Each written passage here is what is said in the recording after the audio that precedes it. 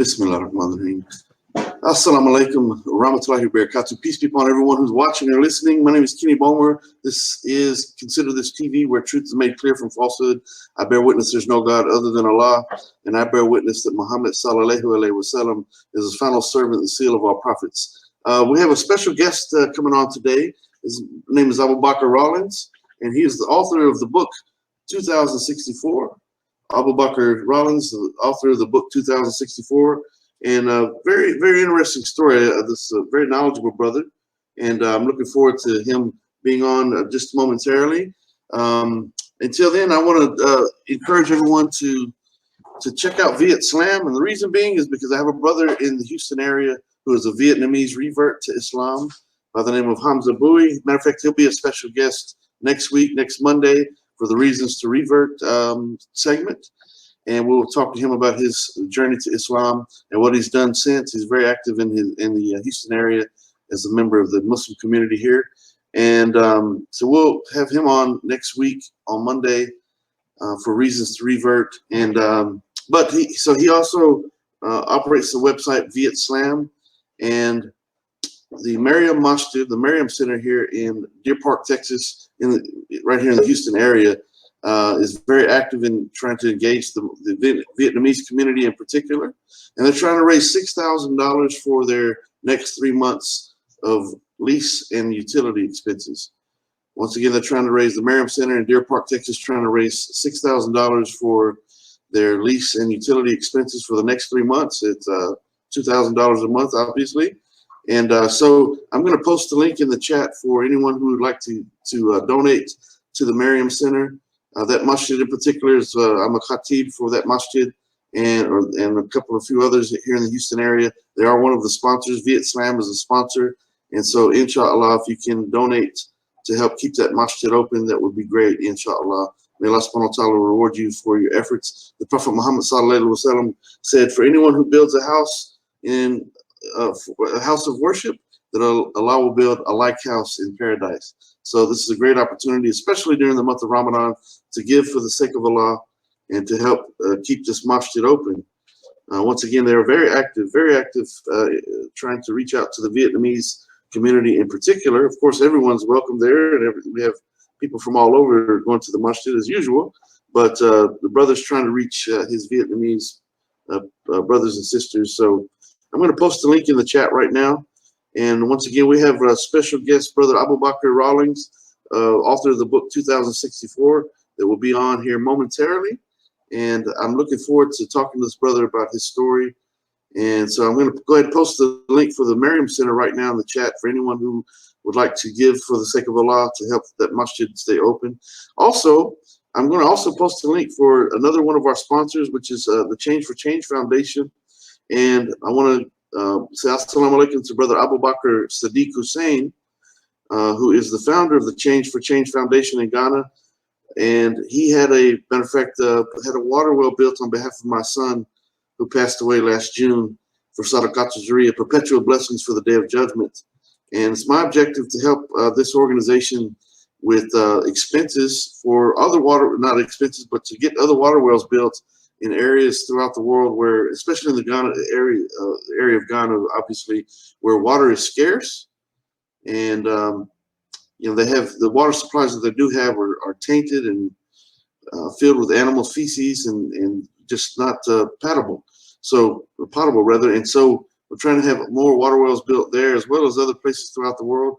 And so I did post the link for the Change for Change Foundation if you'd like to give to their their GoFundMe for their projects. Also, they're trying to build schools for the children and pave the floors. They have a lot of the schools there, the children are sitting on dirt. So we're trying to do some things there, trying to establish a United States branch of the Change for Change Foundation. So your donations are much needed, inshallah, all for the sake of Allah. And may Allah subhanahu wa ta'ala reward you for your intentions to give to the Mariam Center or to the Change for Change Foundation. And if you can't give, then please keep us in your dua, keep the brothers in your dua, those organizations. And obviously we need that more than anything. The prayers are most important and most welcome. So please keep that in mind. And I'm looking forward to, once again, here momentarily, I'm going to bring in Brother Bakr Rawlins. He is the author of the book 2064. And I want to read something from his biography of his book because I found it very interesting. Alhamdulillah, I think it's be a good opening before we bring the brother in.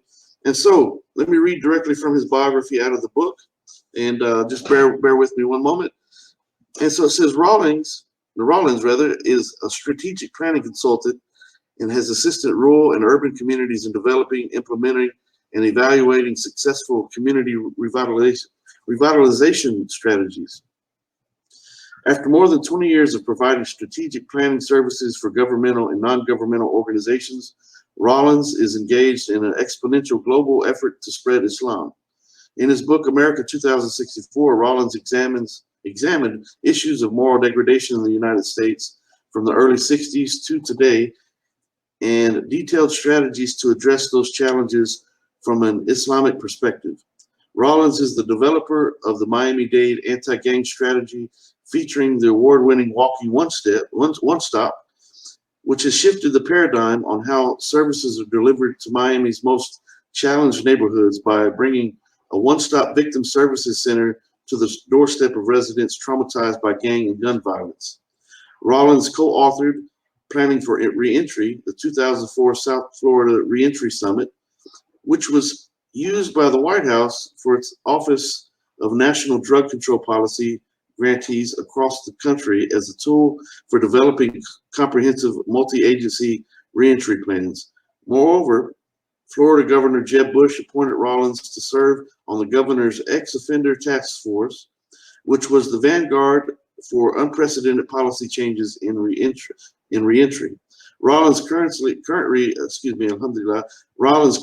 serves as the lead facilitator for the South Florida Reentry Task Force, a coalition that was honored with the Outstanding Reentry Initiative Award from the United States Attorney General Eric Holder, an award given only to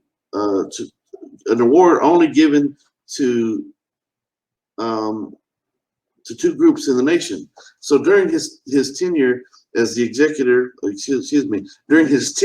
executive director of Miami-Dade Weed and Seed from 1997 to 2002, Rawlins received national acclaim when he was honored with the Federal Bureau of Investigation's Community Leadership Award from Director Louis J.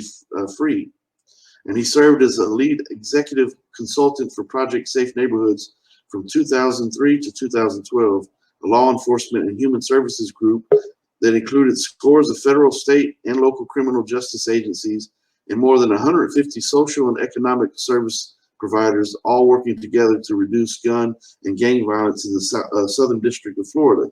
Rawlins is the past president of the South Florida Muslim Federation, a coalition of over 40 masjid and Islamic organizations serving approximately 100,000 Muslims, and he has a Master of Science degree in community economic development, and his works have been highlighted in the national and international publications. So I'm reading directly from his biography in the book 2064, Brother Bakr Rawlins. And so with no further ado, I'm going to bring the brother in, alhamdulillah.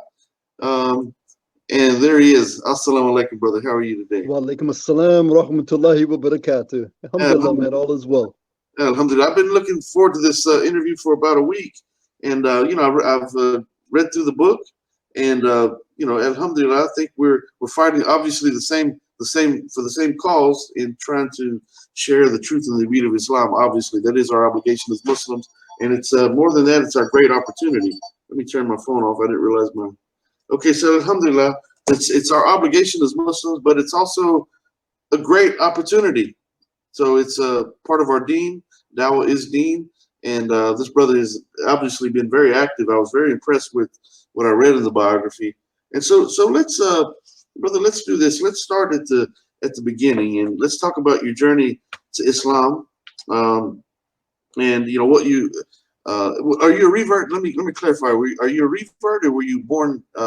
Obviously, we know we're all born Muslim, but did you revert to Islam, or was you brought up in another religion, or atheism, or anything like that? So tell us about that a little bit. Yeah, I was raised in a Christian household. My parents, sent me to Bible study and at Hollis Presbyterian Church in New York, Jamaica, Queens area, Ah, and it was it was interesting, man. When I was like about 7 years old, I remember sitting in about the 13th pew of Hollis Presbyterian Church, and I'm listening to the preacher. He's talking about Jesus is God and God is Lord and God is three. And I'm like looking at him and I'm saying, man, that doesn't make no sense. And I no, look at the wall and they got this picture of this like Santa Claus looking guy. And I thought he was God, you know what I mean? For all I knew. And then they had this hippie looking guy up on, behind the preacher and like larger than life, picture. And he was like nailed to the cross. So I'm like, man, what is all of this stuff, man? And yeah, and it just didn't make any sense to me, yeah, And when I was 16 years old, I was at my neighbor's house, who was also Christian, but they had a Yusuf Abdul Ali translation of the Quran, and I alhamdulillah. started to read it, and immediately I said, "This is the truth," because Yeah, it mentioned the prophets that I had learned about in Bible study, right? So I said, okay, well, that's validation, in terms of what the Bible was talking about. But then it talked about that Allah was one. When I yeah, saw that, I was like, done deal. that's it. Well, that's the same thing that happened to me. I was involved just briefly. I was involved in the music business, and one day going to the studio, my partner he was actually a member of the Nation of Islam. My partner in the music business back then. I was 17 years old, and his Quran was sitting between us on the armrest of the vehicle in the car. I picked it up. I read it Surah Fatiha. I started reading Al Baqarah. It was a done deal. It didn't take long, and I knew this book right here. This is different. This is speaking directly to me, alhamdulillah. So I find that interesting that you bring that up. It was the Yusuf Ali translation as well, as a matter of fact. And yeah, beautiful, beautiful. So so tell me more about that. So you started reading so when you first read the Quran, how did you access it, and how did that come about? Do you remember? Yeah, well, I was at a neighbor's house and they had the Quran on the mantle. It was a Christian house, but I had remembered that the youngest girl of that family, who was my neighbor, she had accepted Islam because I remember her coming in a black abaya and her husband, I guess was husband, must have been her husband. His name was Muhammad. He looked like, I guess, maybe Guyanese or some type of a descendant of India, but he was Muslim. And so I guess he left the Quran in the house. So after I read it, I went to my brother who was driving taxi, and I said, "There's a mosque, which improperly called mosque, should be masjid, but Right. there's a mosque on Riverside Drive, one with Riverside Drive in Manhattan. When you drive in Manhattan, can you pick up a copy of this book for me? The Quran." And he did. He was Christian. Matter of fact, he's a Baptist preacher now, still trying to give him dawah. But Yeah. anyway, he picked up the Quran for me. And so then I had the Quran myself. But I had no Muslim giving me dawah. So I'm reading the Quran, but I'm like starting to fast Christian way. I'm praying Christian way. Because like I heard the other day somebody say on the show about how, the Quran is what you have and like the Sunnah is extra. No, Yeah. absolutely not. The Sunnah and the Quran, they go together. I mean, you can't understand the Quran without understanding The Sunnah. Yeah. without the Sunnah. Yeah. So I was praying Christian way, I was fasting Christian way, and I didn't have the benefit of anybody to teach me. So it wasn't until, even though if you would have asked me, Kenny, back then, was I Muslim when I was 16 years old? I would have told you yes, but I hadn't taken Shahada. I didn't even know about Shahada, and nobody Yeah. was teaching me. It wasn't until many, many years later, until I came down to Miami, that I took Shahada, because I came down to Miami for the music business also. So I was also in the music business, and continued in the music business even while I thought I was Muslim, Yeah. But then after I took Shahada, my whole perspective Yeah. on music changed. Well, that's kind of parallel to my story as well. I accepted Islam in my heart at the age of 17 and didn't actually do Shahada till I was maybe 19 or 20. And I was still involved. I was still involved in the music business after that. But once again, not growing up around Muslims, everything that I learned from it was on my own, just my own study and research. And May Allah subhanahu wa ta'ala bless the brother. He was a member of the Nation of Islam, so I'm sure you're familiar with the Nation of Islam. But he was still my partner in the music business, and matter of fact, we had members of the FOI stand post for us during our shows because our message was a bit controversial, to say the least. And nevertheless, but yeah, not growing up around Muslims, I just simply, I didn't know all the fundamentals, and I didn't know all the etiquette, didn't know all those things. But in my heart, alhamdulillah, I'd already accepted Islam as the truth. And so, yeah, so what transitioned from there? Matter of fact, let's tell me about how your Shahada came about. Tell me about that. Well, I was working in Miami, a telemarketing job, one of them long distance phone companies that they used to have. And, there was a brother there that was working on a job named Abdullah Muslim. And so, we started to talk and befriend each other. And, he told me that, you got to take Shahada. I was like, Shahada? When? Where? Let's go.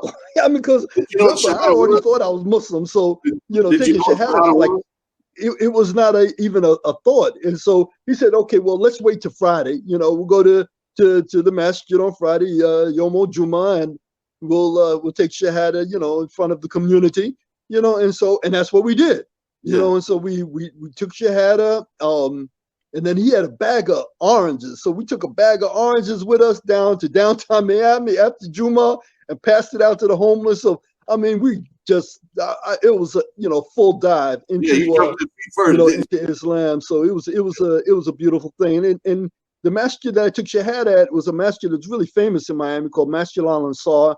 It is arguably the oldest masjid. Used to be also Nation of Islam, but they changed to Islam. And so I mean, I too had a lot of exposure. Sound like you and I had a lot of experience. We had a lot of exposure to Nation of Islam, and the 5 percenters, and all of that. Growing up in New York, you couldn't not have some of that. And seeing Malcolm X get murdered, and seeing him change. Also, him coming back from Hajj had a big impact on me, because my father, although he was Christian, he had the autobiography of Malcolm X in his library. So I mean, I read it and I was like, man, this dude's cool. Reading about Malcolm X. And then living in New York at the time that he got murdered, I remembered him getting murdered. And it left an impression on me. But the thing that was most impressive was how he came back with the true Islam in his heart after Hajj. Yeah, absolutely. I've read that's autobiography for myself. Matter of fact, I highly recommend it for Muslims and non-Muslims alike. I highly recommend you read the autobiography of Malcolm X. It's truly valuable. May Allah subhanahu wa ta'ala bless the brother on the Day of Judgment.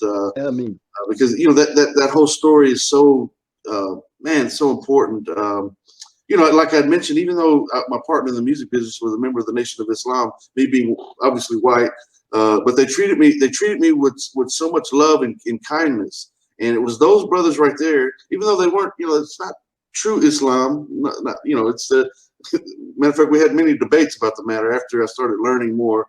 And my partner, we would engage one another quite often in conversation, because I remember specifically asking, hey brother, when y'all go to the temple, can I go to the temple? Because they don't even call it a masjid, right? They call it the temple.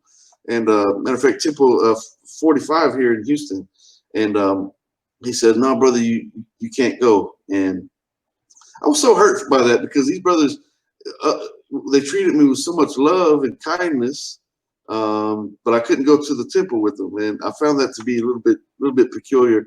But obviously when Malcolm, he went on the Hajj, and he come back, and he had a totally different perspective and outlook about what true Islam is, and it breaks down all the stereotype, breaks down the racial divide and all those things, and it's truly beautiful, alhamdulillah. So when you did the Shahada, tell me about that experience within itself. Was the masjid full? Was you a little bit intimidated? And when the brother said you need to take the Shahada, did you know what Shahada was at that point?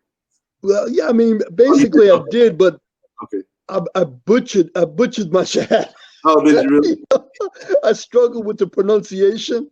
you So know, and but alhamdulillah, you know, Allah knew what was in my heart. And then the brother that I was working with, Abdullah Muslim, he started to invest more time with me in how to make wudu, a stinja, the salah, you know, the whole 9 yards. Now, mind you, I was still in the entertainment business at that time and yeah, doing some pretty big things in Miami, you know. So I was not all in, you know. I mean, my heart was in, but you know, my lifestyle wasn't all in yet. yeah. But it didn't take long, though, you know, for Allah Subhanahu wa Taala to engulf my heart, you know, in the beauty of this deen, you know. Alhamdulillah. So, brother, when you did the shahada, you butchered it. Was it because the masjid was full, or was it just the Arabic language? I'm from New York, man. So my tongue just wasn't It getting just the Arabic language too good, you know. So I mean, I tried to follow along as best as I could. It didn't yeah, quite come out right, but I'm deep alhamdulillah, I down think I south. got it right now, though. Yeah, I'm deep down south from Houston, so I'm sure you can recognize my southern. I don't know, you know, my southern slang that I try to use slang, but obviously I have a southern accent, no doubt. But I remember the brother when I did shahada. um, uh, it wasn't time for salah or anything. It wasn't a Friday. It was just I went in with, matter of fact, with the same Muslim brother that was my partner in the music business. Went in specifically to do the shahada and go talk to the Muslims there at the masjid. And I never forget, the brother was named Dr. Buzdar, and he was from Egypt, if I remember correctly. Doctor, I'll never forget his name. I don't remember where he's from. I think it was Egypt. Excuse me. And his name's Dr. Buzdar, and he had me go do ghusl. So I had to go. He told me to go take a shower, and I was like, I'm thinking, I had no clue about any of that, right? I thought I was just coming to say, hey, I want to be a Muslim. Next thing you know, I'm a Muslim. But yeah, I had to go do a shower, and you know, the clean up, and you know, we went through the process. But the brother just cried and cried after, you know, as I was doing the shahada. He cried and cried. That touched me. I'll never forget it, Dr. Buzdar. And matter of fact, and he periodically he would call and check on me as we're supposed to do as Muslims. Keep contact with reverts because it's a new situation that they're facing, and they need guidance and all those things. So the brother did do that, and so yeah, very very beautiful. So let's transition from or continue on with the story from the point that you did the shahada. So family and friends that knew you before Islam, how did they react to you becoming Muslim, and how open was you about that? Yeah, you know, I mean, like I said, I kind of considered myself Muslim before, so I wasn't eating pork, and you know, there's some of the things that I kind of already had gotten rid of in my lifestyle. And my parents were very supportive. You know, like I said, my father had, you know, he had actually gone, I think, to Chicago to listen to Farrakhan speak. So even though he didn't, that wasn't, you know, the true Islam. I mean, he had a sympathetic heart for Islam, and um, and so I never had any objection from my parents. My parents were very open. Most of my family members, they never expressed any um, just concern, you know, about me accepting Islam. So I really didn't get any pushback from anybody, you know, that I can really recall. And You that know, was it New was York, right? You were still in New York at that time. no, I was in Miami. Oh, you was in I was in Miami. Miami. Okay. Yeah. And it was right around the time of 9/11 too. I mean, 9/11 came. Well, no, that was 2001. So I took shot in 91. I'm sorry. So most of the pushback came from my outspokenness in Yeah. terms of Islam. You know, that's where I got pushback in. You know, brother Yusuf Muslet, who was you know, my biggest supporter when we first released America 2064, which was the predecessor for 2064. And he was my dearest friend. I got two of my best friends on sitting in the backstage right now in Musa and Yusuf. Yeah. But you know, we got enormous pushback to some of our outspokenness, you know, and you know, well, I guess we'll talk a little bit more about that in the show. But in terms of my family, the people around me. No, I didn't really get any pushback at all. Most of the pushback was me internally pushing back my old lifestyle and Yeah, yeah, inculcating Islamic, etiquettes and lifestyle into yeah. how I was living. Good, alhamdulillah. So where did it go from there? I mean, I mean, obviously you have a pretty interesting story, and I find the pushback a bit interesting when in the meantime, obviously later in the midst of it or whatever, based on your biography, you began receiving, you got some pretty big awards here. I mean, this is pretty interesting. So I look forward to hearing more about that. So let's get into more of when you became, started being very active with doing the dawah and sharing Islam. So what was your method of doing so? And uh, obviously the brother Yusuf was involved in that, but and we're going to bring him on here shortly. But tell me, so what was your plan of action from there as far as sharing Islam with people and all that? Right. Like I mentioned, the brother Abdullah Yusuf, who first, introduced me to taking shahada and all of that. We would go out on the street, man, with fruits and give dawah and give away food on the street. Yeah, And then we would organize a few brothers to go into Liberty City. Miami's Liberty City. Is I don't know, the movie Moonlight that won the Academy Award a few years ago was filmed in Liberty City. Most of the scenes were in Liberty City, so it is pretty tough area. I mean, there's a lot of good people there, but I mean, they got a lot of shootings, a lot of homicides. And I guess you could say Miami's hotspot. But we would go into Liberty City, just walking the streets, man, giving dawah, and people would be like, where y'all been? The Jehovah Witness, they come here all the time. And, some other clowns go out there, in costumes giving their dawah. And so, like, where the Muslims been? yeah, So we would be giving shahadas on the street. I mean, it was, alhamdulillah, Allah blessed us to, deliver a lot of shahada to, just brothers just going out and inviting them to the deen. So yeah, we organized after 9/11. We started to organize some protests. We protested in front of the federal building at the U.S. Attorney's office. And now, mind you, that was at the same time I had a contract with the U.S. Attorney's office for yeah, doing work in reentry. Helping homecomers transition from prison to back into the community. So I mean, it was like we had a lot to say. And our heart was committed to propagating Islam, defending Islam, and it didn't matter, that I was a contractor, with the U.S. Attorney's Office. Right is right and wrong is wrong. Justice is justice, and and not is not. So I mean, at some point, you have to stand up for something. So we stood up for what we felt was right, and so that was some of the dawah. I mean, we continue to give dawah, and just with every opportunity. I mean, me and my brother Yusuf, we've experienced, the opportunity to deliver, shahada, right on the spot. There was one girl, man. I tell you, she was how do you say it, man? I guess she's lesbian, right? And she's yeah, working at a gas station.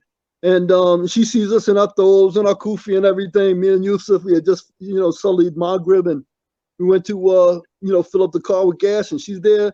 And she started probing about, Islam. Man, I tell you, within 5 minutes, man, it was like, Ashhadu an la ilaha illallah wa ashhadu anna Muhammadan abduhu wa rasuluh. I mean, it was like, we just look for every opportunity, man, to give dawah. And, of course, the whole 2064 strategy is all about dawah. yeah, America 2064, like I said, was the predecessor, to 2064. It's all about dawah, and utilizing a lot of practical things, a lot of practical ways. We say high impact, easy to do things to reach the people and to make an impact in communities. that's right. Alhamdulillah. So I mentioned 2064. Matter of fact, alhamdulillah, I've got an autographed copy, by the way. I've got an autographed copy. The brother signed it for me and had it sent to me, alhamdulillah. So yeah, so brother Abu Bakr Rawlins. And so you can get the book on Amazon, 2064. And look up once again at Abu Bakr Rawlins. Alhamdulillah, very very interesting story. So, in regards to the reentry program, how did you get involved in that? Tell us about that. Yeah, when I got out of the when I accepted Islam, I took the Shahada, and I got out of the music business. Well, let me back it up a little bit. I was still in the music business, right, for a short time after taking Shahada, and I was producing a show called the American Jazz Awards. Okay. The American Jazz Awards was like the Grammys for jazz. Mm-hmm. And it was a American Express gold card black tie event, and it flopped before it got staged. So, in the music business, we got a thing called the drop dead date. And if you don't have everything in place by that drop dead date, just cut your losses and so that's what I did, man. So I lost everything, man. I lost all my everything, lost all my livelihood, everything. So I said, well, why don't I go and get a job with my ex-wife's cousin who had a trucking company, and he said, okay, man, I'll pay you $500 a week, I'm sorry, $500 a trip to take loads up to New York and back, so you can make $1,000 a week. I'm like, I'm broke, so I'm like, okay, cool. So I go to the CDL school, and they say it's going to be like $1,300 to get your license. I'm like, man, I'm broke, I don't have no money. And so they said, well, go see this group called OIC in Liberty City. So I went to OIC, and they were like one of those workforce development programs. They paid for all my training, And so I got my license and my CDL license, and then went to the executive director, to complete the program, say thank you. And he said, Rawlins, you ever did any bookkeeping? Well, it turns out that my grandfather was one of the first black CPAs in the state of New York, and he taught me bookkeeping, but I was an entertainer, so it was like I was really good at bookkeeping, but hated it. So anyway, they brought me on to do their books, right? At OIC. So I did it for short term, booked their books up to date, and then left. And I never did those trips to New York, but I did some local, driving and stuff like that. And about a year later, I went back to OIC, and their books had fallen behind again, And so they needed a full-time accountant now, and so they hired me as their full-time accountant. And 6 weeks after that, 6 months after that, the executive director got sick. So then they asked me to come in and take over the organization. But they had just got defunded, because remember, their books had fallen behind. They didn't know me from Adam. So they defunded the organization. And so my first job, they said, Rawlins, you got the job. I said, we ain't got no money, huh? You got the job? What you talking about? You got the job? We ain't got no money. So the first thing I did is I organized. I did some organizing. I got Congressman Meek, the preachers from the neighborhood and all that to go down to the funding agency. And so we got appealed, and we got $77,000 to run the program for a year. We had to train 20 people, and I had to pay my salary. I had to pay a job developer, pay the rent and everything. So we calculated. I said, we can maybe stay in business for about 4 months. But it's either take the 77 or go out of business. So we took the 77, and then over the next 15 months, we were able to raise over $500,000, 500,000. So, and we took the job placement rate from 22% to over 90%. So anyway, all the people, not all, more than half of the people that were coming through my door in Liberty City at that agency had criminal background. And this was like in the mid-90s. So nobody was talking about reentry or Second Chance Act and none of that. But that was the reality of who was coming in my door. So we started a program with the Miami Heat called the OIC Miami Heat Entrepreneurial Academy, so that we could train these brothers that had criminal records how to go into business. But then we'd also teach them, about workplace readiness, how to interview, how to do a resume and all of that. So we were starting to get people into jobs. And then the Justice Department got wind of what we were doing and said, man, this is great work. We want you to be a part of the Weed and Seed initiative that we're putting together. That was like weeding out crime and seeding in social programs. And we would be the job training and placement component of that.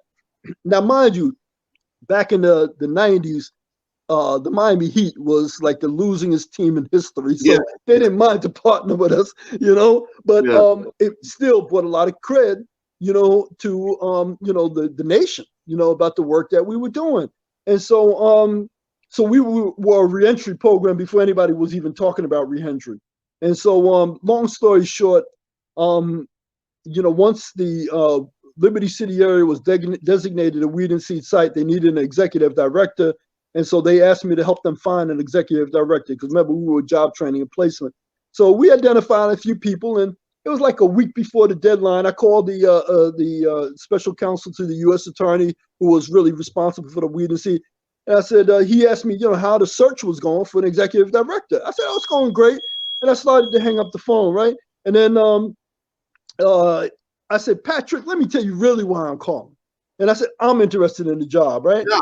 So there was a mentor that I had. He was the accountant for the organization, because now I wasn't doing accounting. I had a CPA that was doing accounting for us. And he said, Rawlins, you turn OIC around, you're making a good salary, you could be comfortable for the rest of your life. And I'm looking at Liberty City, man. I'm seeing 9-year-old girls having babies. I'm seeing, people dropping like flies, and drugs being sold, dope being sold everywhere.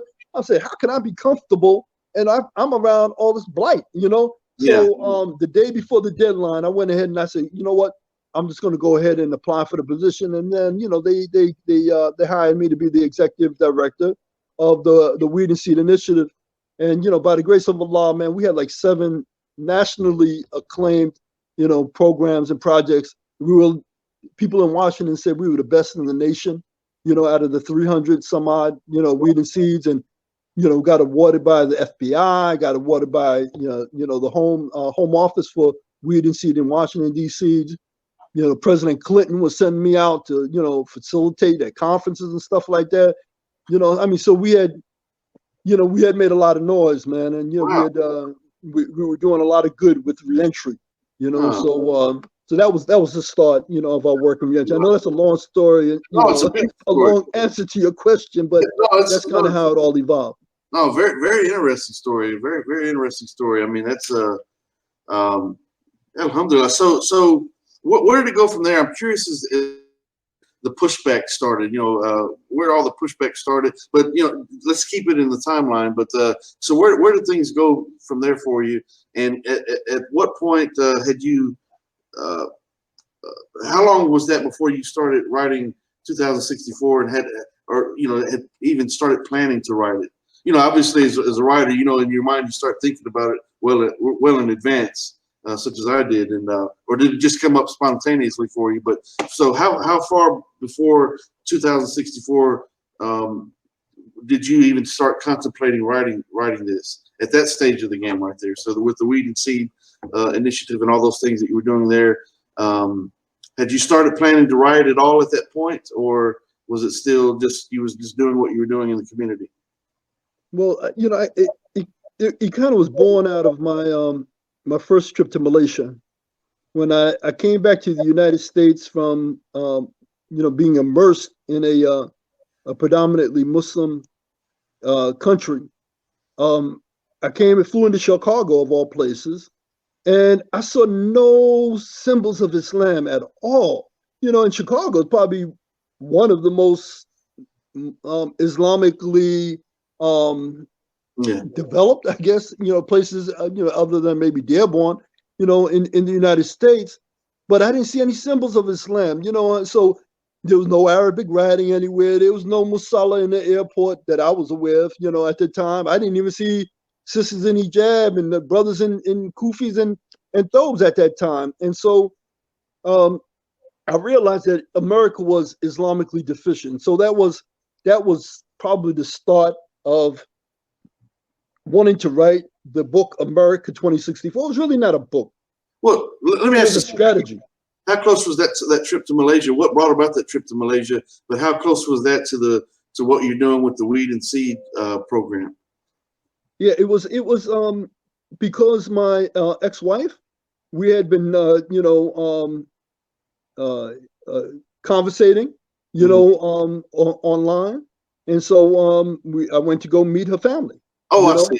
Okay. Yeah, so I went to go meet her family, and and then came back, and so at any rate, she is an academician. She's a professor and a doctor at one of the universities in Malaysia, and so she encouraged me to do writing. So I started writing some articles and books. I'm sorry, not books, but articles.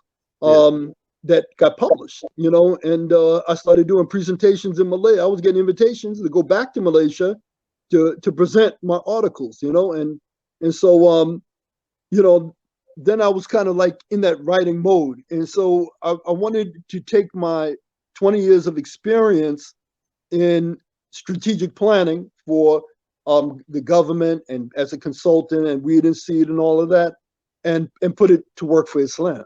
Yeah. And so that's when we wrote America 2064. It was a 50-year strategy to inculcate Islamic values in the heart of every American solely for the pleasure of Allah. That was the mission of the strategy.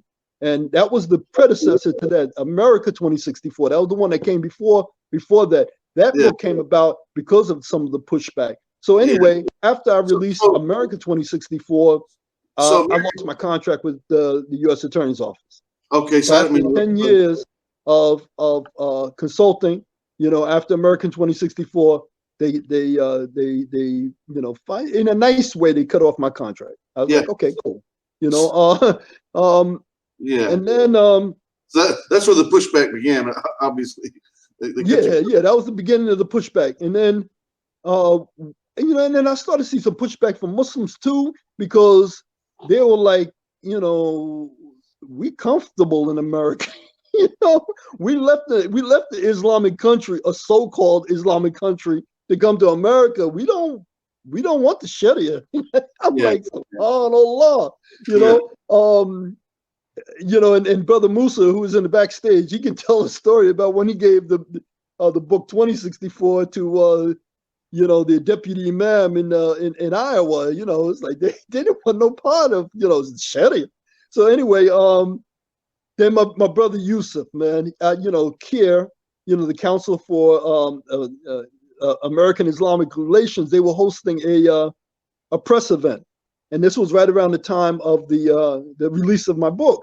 So we were extended an invitation to do a book signing. So we did a book signing at one of the local masajid, and CARE was doing this press thing. So all the press people got the book, and there was one brother there that came, and his name was Yusuf Muslim, who's in the backstage, of this conversation we'll hear from later, that he got a copy of the book, and then after the press meeting, it was time to Soli Salatul Dhuhr. So I go to pray, and Yusuf also joins me. So we're like praying together, and then we started conversating and exchanged phone numbers, something like that. He could tell you better. He remembers, how everything unfolded. But he became like my biggest supporter. Like every week, he was like buying, like a dozen books, like on a weekly basis, and passing them out. He said that this was the only book that he had ever read, other than the Quran. He read the Quran, but this was the best book he read after the Quran.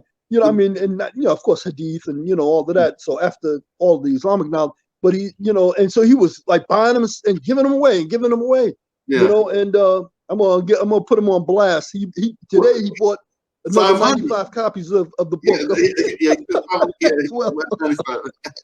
He told me about that. May Allah bless him. Yeah, he's backstage smiling right now. We're gonna bring him on here in a moment.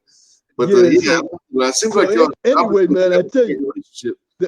So the world came after us, man. I mean, we because you're talking about inculcating Islam in the hearts of all Americans and establishing Sharia and the Caliphate. Oh man, so we started traveling the world. We started doing book signings in Malaysia and Jordan and Mecca, Medina, and I mean it was, we started making quite a bit of noise. And Yusuf will tell what happened to him, because he really got the brunt, of the Islamophobia attack.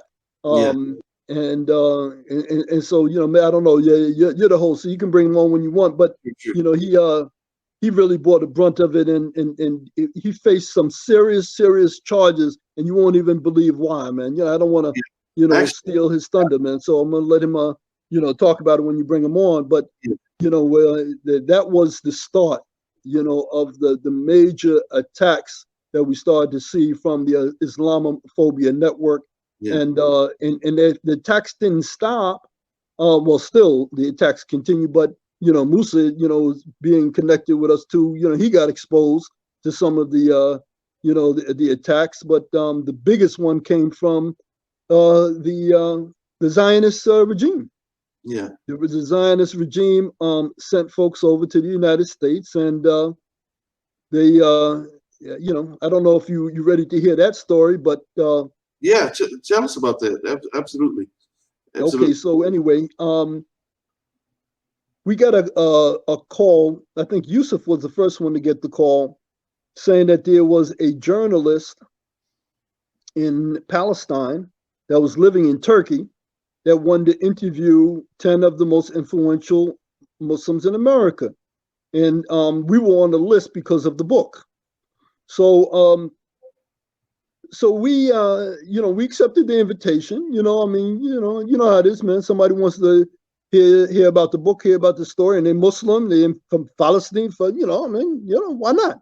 Yeah. So anyway, I guess a couple of months later, we get a call that the journalist is at the airport, and he wants to come interview Yusuf first because of the case that Yusuf will talk about, and he wanted to interview me because of the book, the strategy. So we granted the interview. He spent a day, couple of days with us, and they brought a whole film crew. They brought 2 cameramen, a guy that hold the mic and the lights, and over $100,000 worth of equipment, and the journalist that we think is from Palestine, right? And that lives in Turkey. So anyway, we do the whole interview. Everything's cool. We didn't say nothing but the hawk. We just come with the truth. And so I guess another couple months after that, after the interview, Yusuf gets a call from Palestine saying, "I just saw y'all on national TV. You and Abu Bakr." I'm like, huh? And it was just like a trailer. They do little 30-second trailers and stuff like that for a show that's coming. So, we're like, wow, that's interesting. And so then about a week or so after that, we get another call and saying, man, they got a full-length documentary and it features you and Abu Bakr. I say, subhanAllah, and it's on national television, on the Fox TV of Israel, of the so-called Israel, the Fox TV of Israel. And so the dude that was the journalist from Palestine, the Muslim Palestine, he was a Yehudi. Oh my goodness! With the Israel national Fox News. Wow! And so it was a smear. It was like a defamation interview and attack, mostly on me and Yusuf.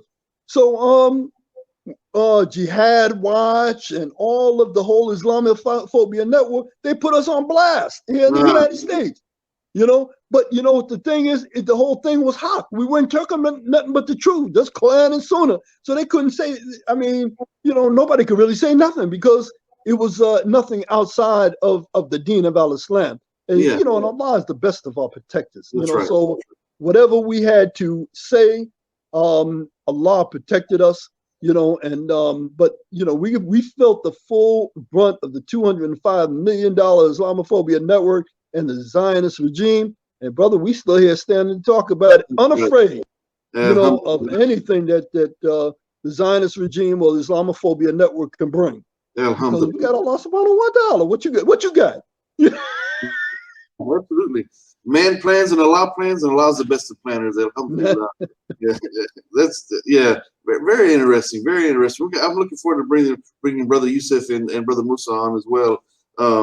So I noticed in the thumbnail for the advertisement for this show, for today's show, that you're actually holding America 2064. So is that book still in print, or can someone get that? I see Brother Yusuf holding it in the backstage. This is obviously the second edition, which is just 2064. So, but is America 2064? Is it still in print, or how can someone get access to that? It's really interesting that in itself is an interesting story. There are a few copies left on Amazon, but it went as high as $5,000 for a copy of the book. Yeah, it was selling for as high as 1,000. I think now you can get there's a couple of used copies left. You can probably get for like $100 and some dollars. I don't Yeah, know. yeah.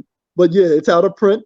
That's it. And so anyway, after the attack, maybe I got my dates a little bit wrong because after the attack by the Zionists and the Islamophobia network, we said, you know what?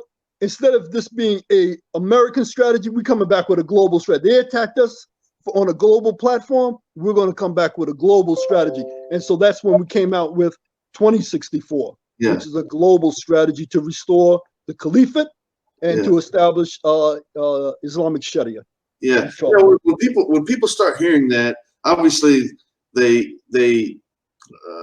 non-Muslims have that's where the fear begins. That's where the phobia begins. We know a phobia is a fear, irrational fear and aversion to something.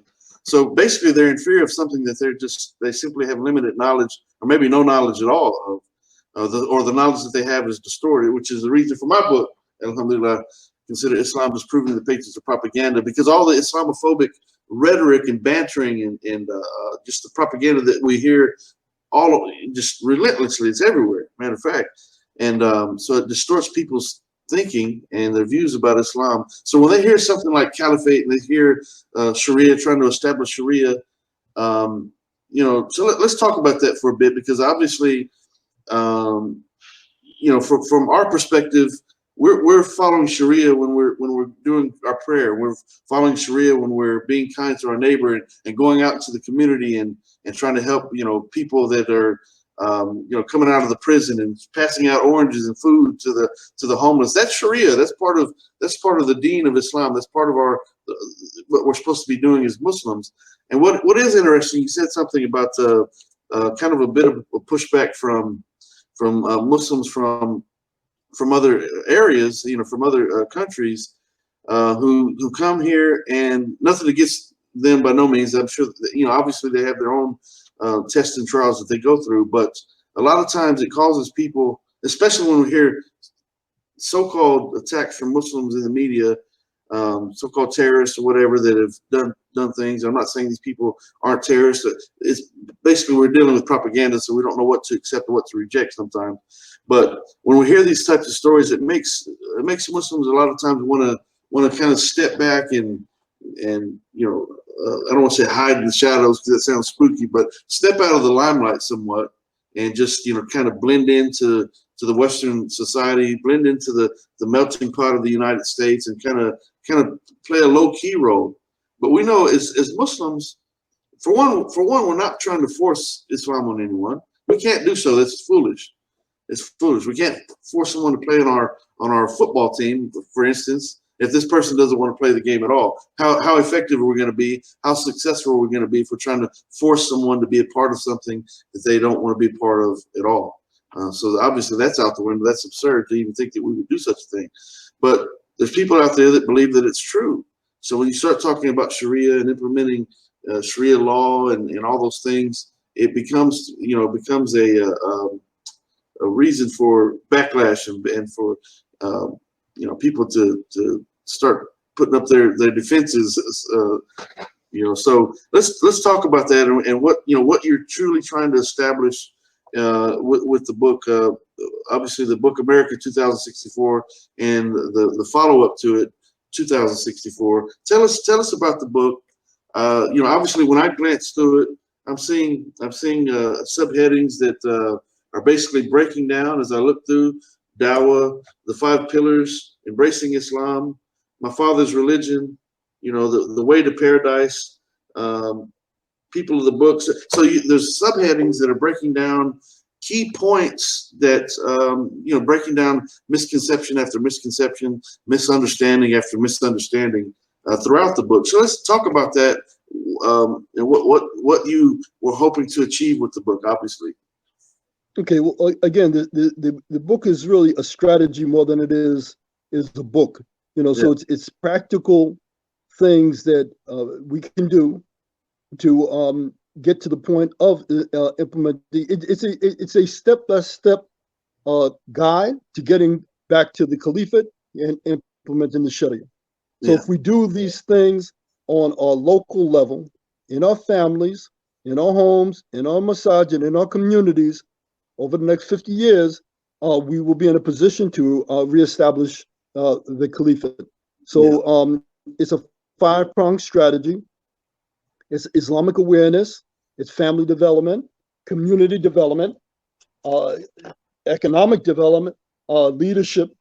And so we develop the high impact and easy to do things in each one of those areas to do dawah, to establish economic enclaves, to establish children that have a strong foundation in the Quran and Islamic sciences, that we also have commerce that is surrounded around the masjid, so that we are supporting each other in our business endeavors. We are doing the dawah. We are giving away the food on the local level. So all these things that there's just so many things that we can do that are that can have an impact on the communities in which we live. That people will not need to be forced into accepting Islam. They will accept it willingly with the grace and the mercy and the permission of Allah, because it's the right thing to do. It makes sense, and it's the best way of life. Right. As you can see now, democracy is certainly not the best way of life, because what we find here in America today is that this whole principle of life, liberty, and the pursuit of happiness is leading to the destruction of America and the American economic system with this COVID-19. People out there saying, I'm not wearing no mask, I'm not wearing no glove, I'm not doing no social distancing because I just want to be happy. I want to satisfy my desire, my carnal nuts or desires. And we never will be satisfied as long as we're trying to pursue those desires. And if your desire is to gain the pleasure of Allah and that you're satisfied with whatever Allah has blessed you with, you'll always be satisfied. So this idea of, and we talk about the Barbie syndrome, that is, this doll, Barbie, she was given a shape that a woman can never attain. Big breasts, tiny waist, big hips, and it's not humanly possible to achieve. But everybody's trying to be like Barbie.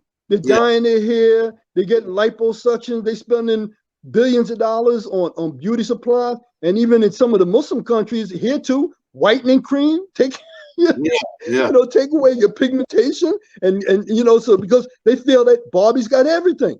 But you know what? Barbie's gone wild, man. Barbie's lost her mind. She has many lovers. She goes out and parties. She drinks alcohol. And we got everybody trying to be like Barbie. Yeah, it's the way of life. The way of life that we are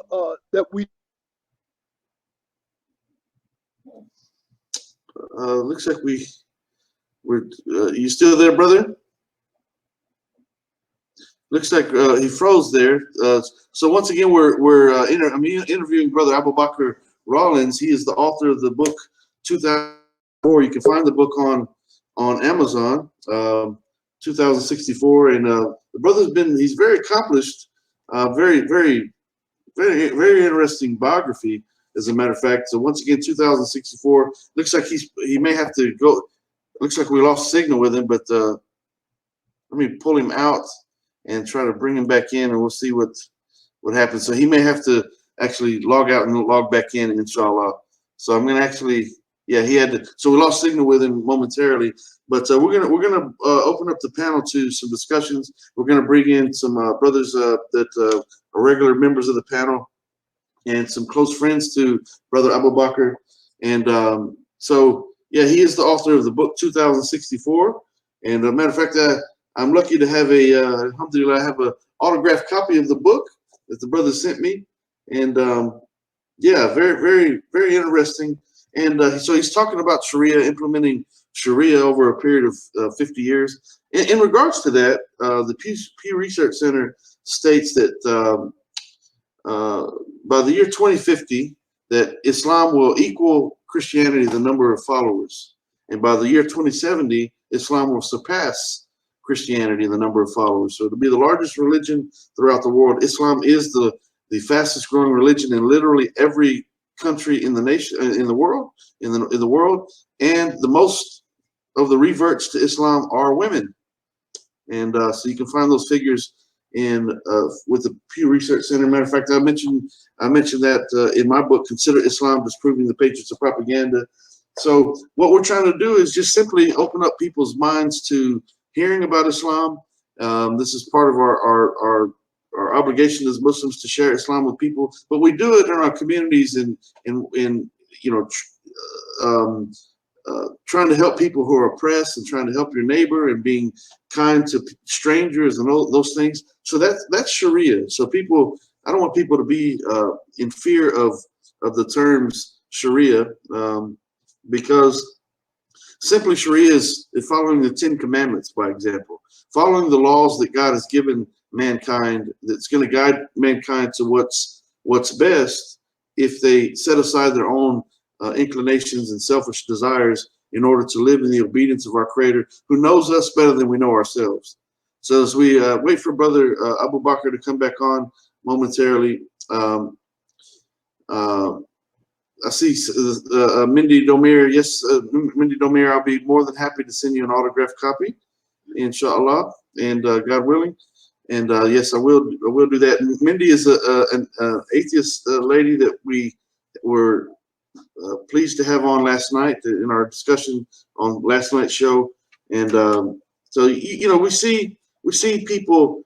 The more and more they're exposed to Islam, the more and more they're opening themselves up to say, okay, let me set aside what I've been seeing in the media, because I have Muslim neighbors. As a matter of fact, my doctor is a Muslim, and so is a Muslim, and the local politicians are Muslim, and I know some police officers that are Muslim, and firemen, and other members of my community, and they seem to be decent people.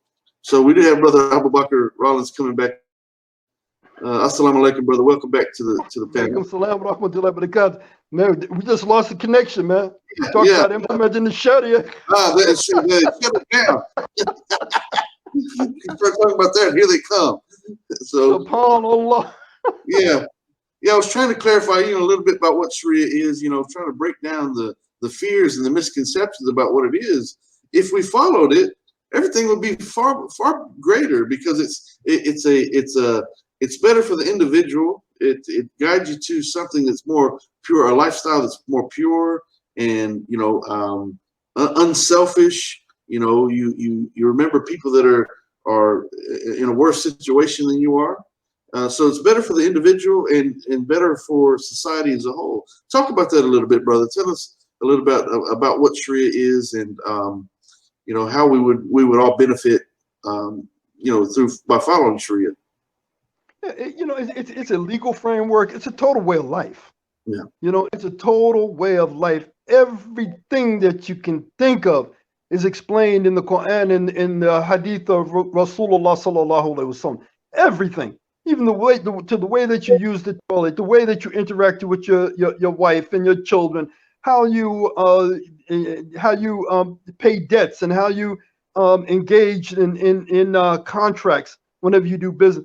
Anything that you can think of, only maybe some fine gray areas, require, further investigation from the scholars or whatever, but everything else has been pretty much laid out in the Quran. So it's a total way of life. Yeah. And it helps the human being. It's like you buy a new car, right? You buy a Tesla, and, you get in a Tesla, and you don't know, it's got all these gadgets and all these things. What do? You go into the glove compartment and you get the owner's manual. That's right. You need to have instructions on how to drive the You need instructions on how to live your life. That's right. And you just can't do anything the way you want to do it. Prophet Muhammad sallallahu alaihi wasallam instructed humanity. Allah says he completed his favor on you, O mankind, not on you, O Muslim.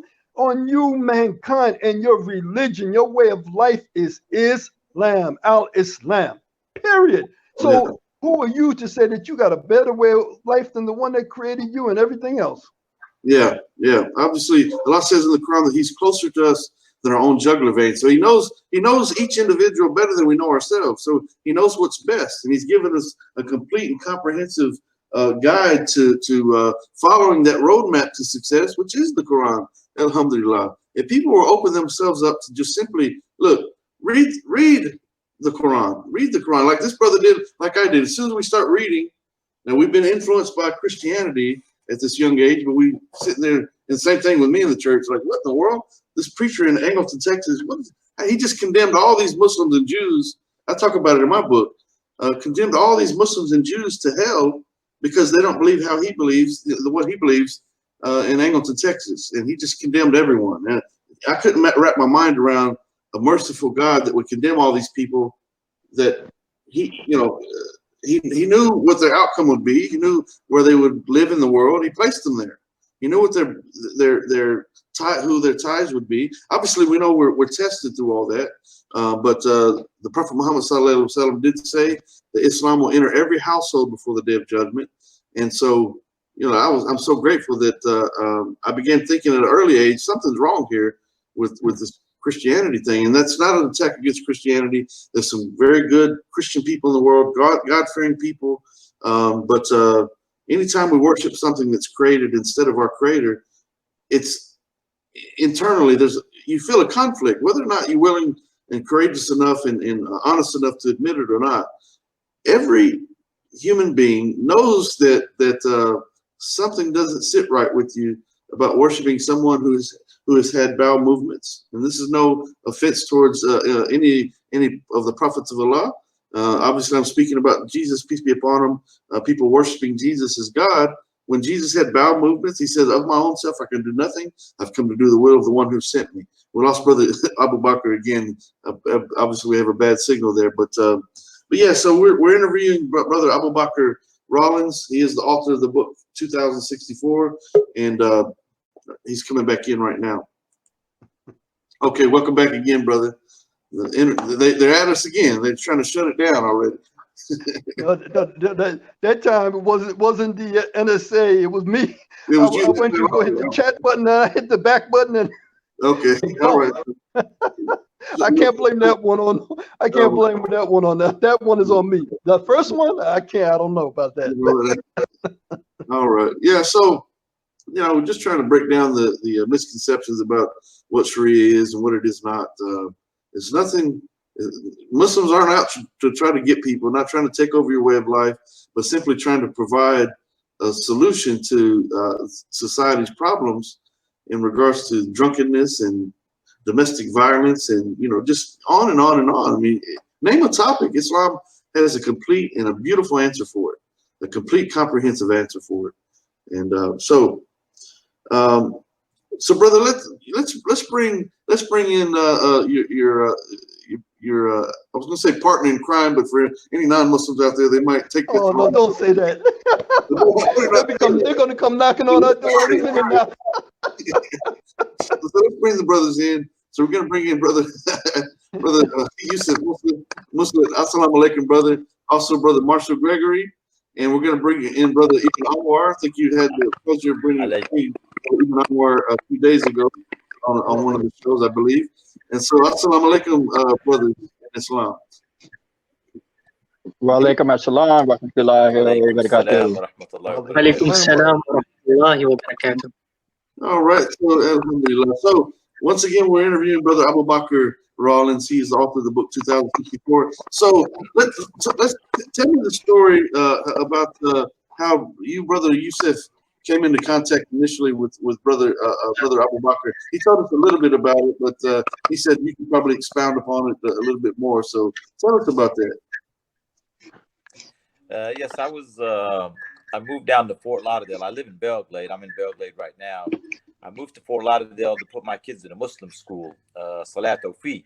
And I took the kids to school that morning and dropped them off. And as I was leaving, there was I seen people coming and going, and there's a billboard said the media breakfast was right before Ramadan in 2014. Ramadan was coming up, so they were having a media breakfast to talk about Ramadan. And I seen a sheikh that I knew, and I asked him. I had seen him at an event once. I said, "What's going on?" He said, "Oh, I'll find out. I'm going to find out now." I didn't think nothing of it. Went home, and I told my wife. I said, "Honey, something's going on at Salat Tawfiq. There's some kind of media breakfast." She said, "What are you doing upstairs? Change and go." I said, "Why?" She goes, "You need to be there." I Yeah. said, "Okay." So I go, and I had my thobe on. So I went, I changed, and I put on a jacket and got dressed up and went to the media breakfast. And I get there, and they're talking about, and Lord behold, that same sheikh that told me he's going to find out, he's one of the speakers. Yeah. I said, wow. So during the people spoke, and one of the brothers Nizar that worked with CARE, I know Bakr knows him. He said we're going to do something kind of like speed dating. We're going to everybody meet everybody. So I want you to go to different people and meet them and talk to them for a little while and get to meet each other. And for some reason, something kept just. I seen Abu Bakr. I'm like, I got to talk to this brother. I need to see this brother. I need to talk to him. And I approached him. We had a conversation, and then the brother that was with him, Muhsin, who was working with him, was promoting the book, gave me a copy of the book. So I received a copy of the book, but I had no idea it was Abu Bakr's book, because the book said America 2064. He says Wayne Rawlins. Yeah. There's no Abu Bakr on this one. So I get the book, we talk, and then, like he said later, we went and prayed together. But I still didn't know that this was his book. We prayed together, we talked, but I didn't know his book until I was reading it. I called Abdul Muhsin. I said I had both their numbers. I had Abdul Muhsin's number, the brother that gave it to me, and I had Wayne's. And I said, brother, who, he's like, that's Abu Bakr, the one you met. I said, oh, wow. I said, well, that's who I need to talk to. So, and then from there, I couldn't put the book down. I finished it within a few days and then read it again over like several times, just like I did with the Quran when I read the translation of the Quran. And I said, well, people keep telling me write a book, but I don't need to write one now. He already wrote it. And, You already did it. All I need to do now is, start implementing and promoting. Yeah. And on a regular basis, like he said, I'd call him. He'd give me the book. He'd order them for me. I'd pick it up from him. And then, and now these books are, like you said, most expensive ones around 5,000. Yeah. Those books that I passed, that's a lot of money. Yeah. But alhamdulillah, it helped change some lives. Many people that read the book took their shahada, came back to us and, were very interested. And mashallah, now, alhamdulillah, we have the 2064, which, has America 2064 in it, basically, but then he adds some things to it. So alhamdulillah. Yeah. So you know what you said? They read the book and they took the shahada. Alhamdulillah. So they read the book. And they were exposed to what Sharia is. There were many questions answered by reading the book. I encourage people. Look, be readers. Don't be repeaters. Read unless you're going to repeat something that you've read. But especially when you're talking about Islam. Go to the Muslim sources and find out what the truth is instead of allowing yourself to be manipulated by things that you hear in the media. Things that you hear in the media, we live in an era of fake news, right? We don't know what to believe, what not to believe, because they're competing with one another and they're trying to undermine one another, these different media outlets. And so, we have to be willing to actually engage ourselves in study and research. Go to the source itself, ask the Muslims. And if you do so, then obviously people were read the book and were affected by it, positively. And by reading, I mean, think about this: the concept of Muslims trying to force Islam on someone. Obviously, you can't force Islam on someone who's just simply reading your book.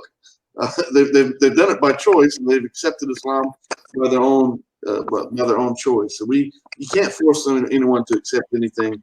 To think that Muslims are out to conspire. To create this agenda to force you to believe something is just absolutely absurd and far-fetched. Are Muslims trying to share Islam with you? Absolutely. Why would we not? It's the answer to everything that we ever face in this life.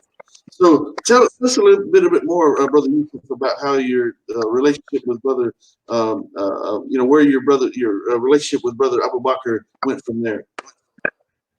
Alhamdulillah. Then, after that, of course, I learned about the walk-in one stop, and I started going with him to the joining him during the walk-in one stops, and I would always take a book with me, America 2064 book, and at the end of the walk-in one stop, I would choose one of the people that are there to give them a book.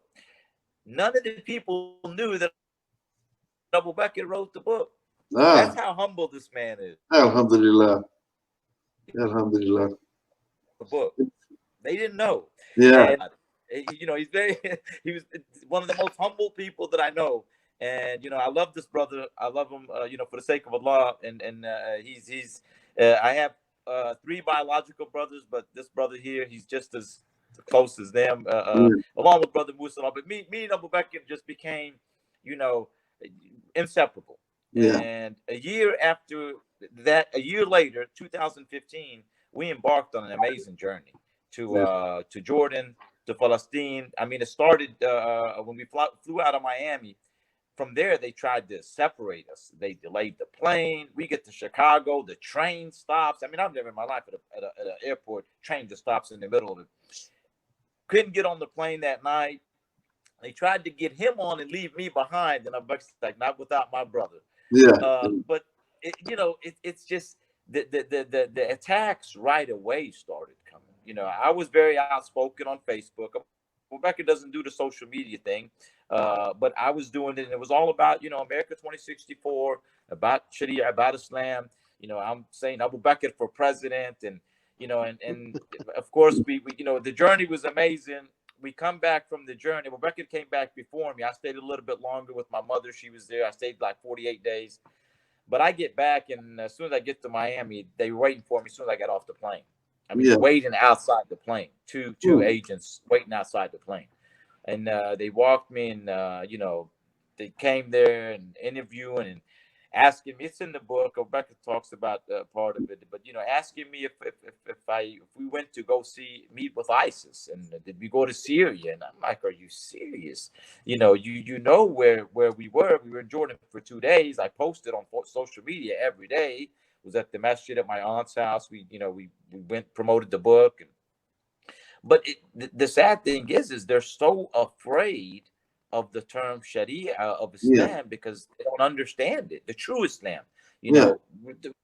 Organizations like ISIS and there's many organizations out there that misrepresent Islam, just like Christianity is being misrepresented everywhere because if you want to follow the way of Nabi Isa alayhi salam, it's not what they're doing. But alhamdulillah, it continued, the relationship continues. And then we formed also a nonprofit organization, Beit al-Mal America. And alhamdulillah, there's so much work to do. We have a lot of work we need to do. And, I feel like we're getting started. We've started it's the 50-year strategic plan. We started in 2014. We got 44 more years to work on this thing. I don't know if we'll be here, but hopefully our children or grandchildren or other Muslims will be following this plan. Inshallah. Continue to implement Islam and inculcate the values of Islam in the people's hearts and hopefully change lives for the better. Yeah, and brother, I want to have you come on whenever we can. Whenever it's convenient for you, we'll plan it. I'd like to come on and interview you as well, so we can get the second half of this overall story. So I want to bring in Brother Marshall. I want to see how y'all came in contact with Brother Marshall. This brother right here, before he starts talking, obviously he's doing a lot of promotion for Consider This TV. And this brother, he's so eager and so he's got such a sincere heart, right? And I love this brother deeply, and I know y'all known him a lot longer than I have. I haven't met him in person, but this brother right here is so passionate and so just a very unique brother. He's really something. He's so eager. Like he's from the moment that I've interacted with him, how could he help me in some way? He wants to help me in some way. Alhamdulillah. And I certainly value this brother, for everything that he does, and I pray that Allah subhanahu wa ta'ala blesses him. So tell me, Abu Bakr, how did you first meet Brother Marshall. Assalamu alaikum, Brother Marshall. Once again, Brother Marshall Gregory is one of the top tier promoter for Consider This TV, but by far, and so he's part. Also, he's one of our panelists. Obviously, kind of a co-host as well. He's a part of our regular platform. But so, assalamu alaikum, Brother Marshall. Wa alaikum assalam. First time I testify and bear witness, not as to worship, but Allah testify, bear witness, Muhammad, this is the message of Ashallah, Allah, Shal Muhammad, Interesting story how I met Yusuf. I was giving dawah on my Facebook account, and this brother messaged me, and he was trying to tell me that I can't change the names of the prophets of Allah subhanahu wa ta'ala. I kept using Jesus, I kept using Moses, and I argued with this brother. You know me, I love to debate, I love to, it's just in my nature maybe. But he had so much sabr, so much patience. We spent like an hour and a half with me. And finally, I realized this brother was right. And so from then we started building a relationship just online. And alhamdulillah. First all praise is due to Allah subhanahu wa ta'ala. But if it wasn't for Yusuf, I want to be married to my current wife that I'm married to. Hi, I love you, babe. If it wasn't for Yusuf, I wouldn't even be even known Yusuf, and I would have never met Bakr. And actually, all this strategic skills that I've learned about doing stuff, I learned from Mr. Bakr, mashallah. He's one of my tutors, one of my teachers. Yusuf's one of my teachers, one of my tutors. Bakr is one of my mentors. A man I dearly respect and look up to. I sincerely seek his advice on situations in life. And so, that's how me and Yusuf met. And then I went down to Belgrade to go down there just to just to get the environment, to do the Walk of One Stop. What I love doing, alhamdulillah, I love doing the Walk of One Stop. There's nothing better than knocking on someone's door where no politician will ever go. None of the elected officials have been there in years, and you knock on the door and you bring in local and state and federal funding from 5,000 different organizations. By one knock on the door, you can completely change these people's life. Just by one knock on the door. So subhanallah, I love doing the Walk of One Stop. But so that's how I met these brothers, and inshallah I'll be back to Belgrade soon, inshallah. And talking about Chicago, I got an interesting story about Chicago too. I was on my way to Malaysia, huh? No, I was just saying. So the relationship started with you and Yusuf online. And then he eventually I started online. Yusuf corrected my knowledge, and me end up arguing with Yusuf. Him having the sabbath he has, spent an hour and a half just correcting me over and over. Habibi, listen. Habibi, listen. Habibi, listen. You know me, I love to debate. That's it. I don't know stuff for all this. But everyone is adding me to group to debate. Bush is retired. After 10 years on the Facebook debates, I'm retired. You know what I'm saying? But anyways. But anyways, I got an interesting story about Chicago. I gotta tell real quick how they were saying about Chicago, right? And Blue Bites are gonna laugh. But me too. I was on my way to Malaysia for the second time, and it just happened to be we're leaving the airport in a city where I would say for security reasons. Well, it's a city, I don't care. Alhamdulillah, you know what I'm saying? I only feel lost, but Allah's my protector. But anyways, they say the plane's having unknown problems right now. We're gonna be delayed a little bit, turning into 5, 10, 20, 30, 40 minutes. So, of course, by the time I got to Chicago, my flight has already left to where's it flying to Dubai. So they said, well, so you got a 24-hour layover. I guarantee you they'll never do this to me again. I guarantee you. I spent 24 hours giving dawah. I got one shahada. They told me I cannot pray a salat isha. So the morning time, but an hour before Fajr came, I went to Chicago has I think 4 or 5 tiers. I went to every one of the Muslims. Meet us here and here. We're gonna pray Fajr Salat together. So we had like 60 people in Salat Jama'ah. And then they said, that's it. They put me in a first-class hotel room. They said, that's it. I guarantee you they'll never, ever leave me in Chicago. And then on top of it, I'm organized with all the 5%ers and all the vice lords to bring them to the foot of Al-Islam. You know what I'm saying? So like, we can't have this brother organizing the whole south side of Chicago. And that's when they shut down my social media. You know what I'm saying? So, they're like, we can't have this brother doing this. And he knows Yusuf. He knows Bakr. Oh no. Oh no, we can't have this. Subhanallah. So Abu Bakr, the first time you met Brother Marshall, tell me about that experience. My name is Musa. My name is Musa. Okay, hello, Brother Musa. All right. Yeah, you know, he came down to Belgrade to spend some time with Yusuf, and he joined us for the Walking One Stop. Walking One Stop. By way of background, in 2008, we did the South Florida Anti-Gang Summit, right? We brought together like 175 experts from around the country and South Florida to look at some of the emerging gang problems that we were having. And so one of the recommendations was to put one-stop social and economic centers in all the areas where we have high incidents of gun and gang violence. But, you know, that didn't really make sense because at 2008 was the start of the housing bust. So there was no money for bricks and mortar to equip and hire all these people. So by the grace of Allah subhanahu wa ta'ala, the idea was, well, why don't we take that social and economic center on the shoulders of community activists, social and economic service providers, faith leaders, elected officials, and take that center right to the doorstep of the people that are in the traumatized areas. So, you know, a shooting would take place, a drive-by shooting take place, and we're going, you know, that next Monday, we're going to the doorstep of the individuals that live right where that shooting take place, offering them access to trauma services, jobs, healthcare, the whole 9 yards. So no longer do they have to go down to the Ivory Towers downtown. You know, they don't even have to go to the community center because we did a lot of outreach stuff at community centers and people weren't even going to the community center across the street. But when it comes to their doorstep, it changed the whole dynamic, the whole paradigm changed. And so, you know, it's an amazing way of reaching people at their doorstep at the most challenging time. So Musa and Yusuf and myself, along with, you know, the commissioners and the mayors and the police department, you know, and going door to door. So they see us, you know, the Muslim, you know, right there with, you know, the leadership of the community, you know, that are not Muslim. Matter of fact, we're the only Muslim.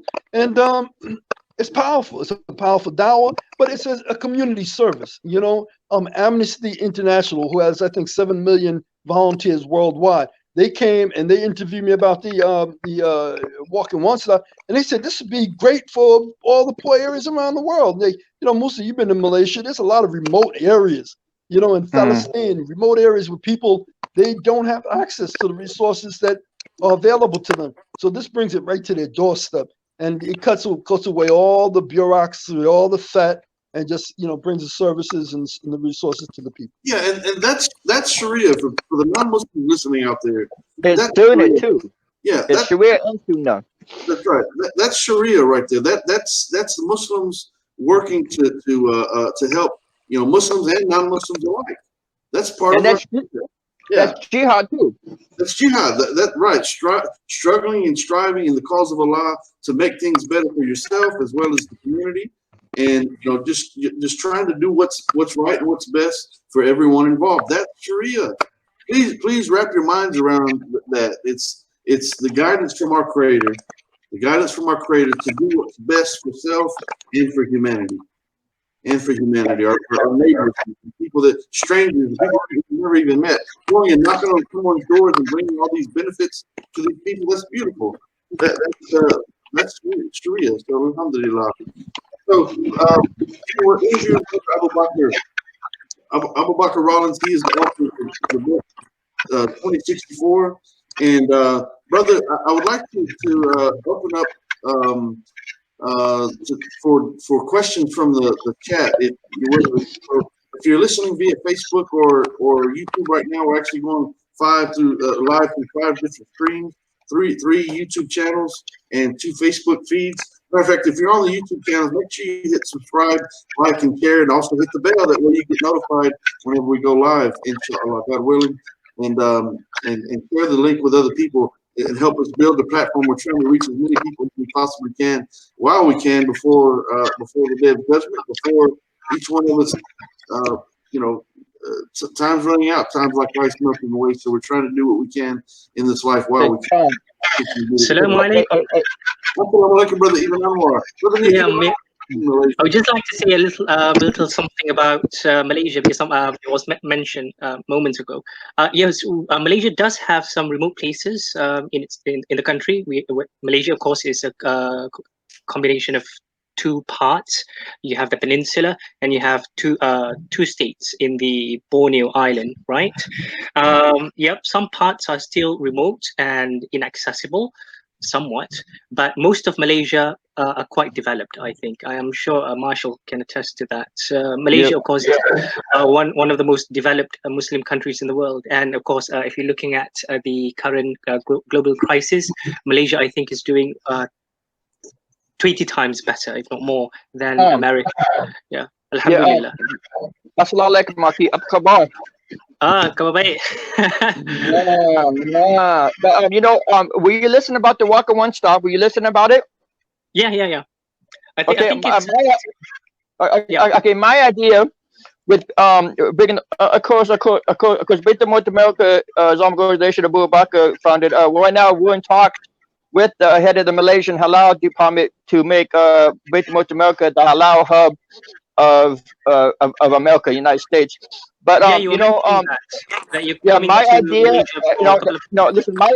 listen, my idea how to implement the Walker One Stop in Malaysia in this is, we have all this money for zakat at the masjid after Ramadan, right? When people pay the zakat, right? Yeah. Okay. My idea was, instead of knocking on people's door, go into the house, hand them a piece of paper, writing down the stuff that they need, because some Muslims, it's not Islamic to beg. So we go there with a piece of paper. They write down what they need. Okay, we submit that to the masjid. Then the masjid can distribute the zakat money more efficiently. That's a very good idea. But of course, in Malaysia, we have a department that handles zakah, and people that are what do you call that? Are suitable to receive zakah. They're registered. Unfortunately, there are some who do fall into that category of those who should be given zakah and they're still not registered, and people like that should be reached. But of course, the process is quite organized. Anybody can give out zakat here. Okay, that's the cut. How that's the cut is set out is not Sharia. It's government law. It's Malaysians' own law. Nowhere does the Quran or the Sunnah does it say zakat money. One poor person can get it, but the other poor person can't get it because he's not registered. Or it doesn't qualify. Or it doesn't have orphans. No, that's not right. But I'm not. I'm saying that's impossible to change. But I hear what you're saying, though. Okay. Yeah, of course. Okay, so I don't mean to interrupt you, brothers, on that issue, but we do have a question in the chat from Mindy Domer, and she's asking. Matter of fact, I'm going to post it here, and she's asking, it says, okay, so have either of you interacted with Westboro Baptist Church? So that's I'm not sure why she's asking that in particular, but brother, okay. I have it. Okay. I was raised Southern Baptist, but I don't know that church. Okay. The Westboro Baptist Church is a very fundamentalist church. Its prominent member was Pastor Phelps, who passed away, I think, last year or 2 years ago. They're very fundamentalist, very extreme in their views. It's a very small church. Most of the members are actually part of the family, the extended family of Pastor Phelps that passed away. It consists of 90 or so people, I think. Much less now, because the children, quite a few of the children have actually absconded. They've left the church. Yeah. Okay. So once again, if you're watching via YouTube or Facebook and you'd like to ask a question of Brother Abu Bakr or anyone else for that matter, but primarily Abu Bakr is our special guest today. Once again, he is the author of the book 2064, and you can get the book on Amazon. I've got an autographed copy the brother sent to me, and I haven't finished reading it yet, but I'm looking forward to finishing reading it. And, responding very quickly to what Marshall was saying about zakah. Actually, centralized zakah was instituted by Umar in the concept of Baitul Mal. The point of registration is not to diminish the position of this poor person in respect to another person. Rather, it's to minimize malpractice. It's to minimize, because people might fake being someone impoverished when in fact he is not. Syndicates may arise and claim to be impoverished and collect money that they do not deserve to have. So that's the point of registration and organization of things. When you're governing, when you have a country to govern, you should have things like that, so that the things that people need are channeled properly to the people that do need them and deserve them. Okay. Good innovation is Alhamdulillah. yeah. Alhamdulillah, shukran, baby. So, brother Abu Bakr, what do you have going on right now? And is the Walking One Stop, is that program still operating, or is it ended at this point, or what do you have going on? Yeah, well, right now, because of the COVID-19, it's not it's not something that we can do in the traditional sense. But what we've done is, what we found is a lot of these food giveaways during the COVID-19 are being done as a drive up. So you drive up to a location, you pop your trunk, they put your food in, and you go. But what if you don't have a car? So what we're doing now is we are doing the same doorstep delivery, but of the food baskets that would go to the poor. And we're waiting on some masks and some sanitizers, so that we can include that in the packages that we deliver. And right now our focus is on the individuals that are most likely to shoot or be shot.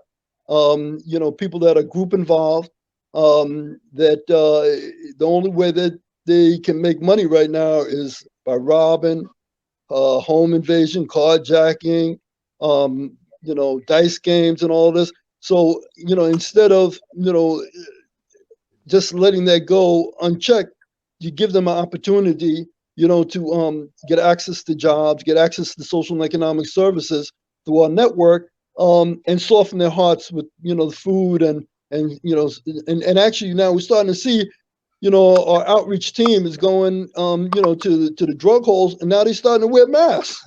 Yeah. They're starting to wear masks at the drug holes and the dice games, So, educating the people that are not listening to the traditional media, they're not listening to they're definitely not listening to Donald Trump, and reaching them, where they are with people that are credible messengers, because like the brothers, our outreach team, most of them have, done some time in prison, and some of them been shot, so it's a matter of trying to, have credible messengers, that can deliver the message of social distancing, and also of creating access to opportunities, that people don't normally have access to, or don't know how to access.